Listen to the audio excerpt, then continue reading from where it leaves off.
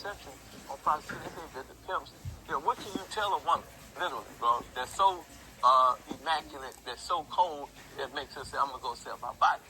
No, it's got to be by choice and not by force. She run past a fireman, she run past a policeman, and a cab, and she don't ask neither one of them to save her from pimping. It's a mentality thing, and I found that out that everybody was a part of this culture. So I was in that culture, then I got integrated in that culture. Then, like I said, I love money, so when I got into the game, I just took it to the next level. I started buying minks, diamonds, Rolls Royces, and that was the psychology. I said, if everybody's selling these bras the dream, saying that, hey, you got to do this to be with me. Hey, you got to do this to be with me. I'm going to buy your Rolls Royce, I'll buy your cat, I'll buy your mink. Yeah, I pulled up with that. So I was the dream. And that was my psychology, is to come with everything. And all my other part of that was to blow and shoot heroin and effing their money up. And all the time they were doing all that, I was flashing and shining. And then that's how I became Pimpin' Ken.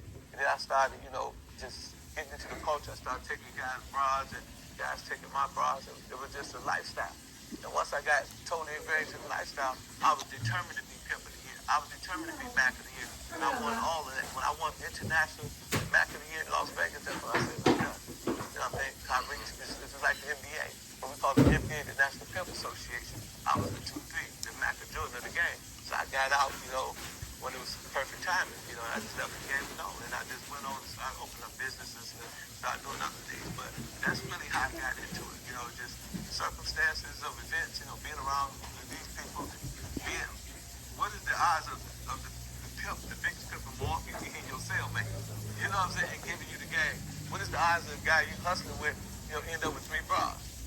So I never really, and a lot of dudes gonna hate me for saying, I really never liked the pimping like that. You know what I mean? I never liked the pimping like it was too easy for me.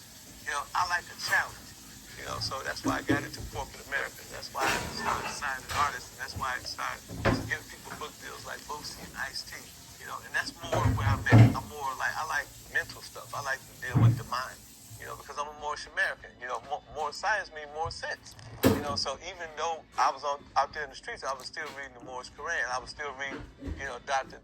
Chancellor Williams. I was reading Dr. Ben. I was reading Malachi. I was reading, Dr. Naeem Akbar. I'm studying, educating myself, but I'm out here in this murk, in this mess, and I'm not really feeling it. And dudes ain't on my level. You know what I mean? It's like, you talking to a dude, he can't even put 2 sentences together. He's like, man, this ain't my element. So I had to get out of that element. And that's how I really kind of got into it. You say, the things that happened to me, made me have a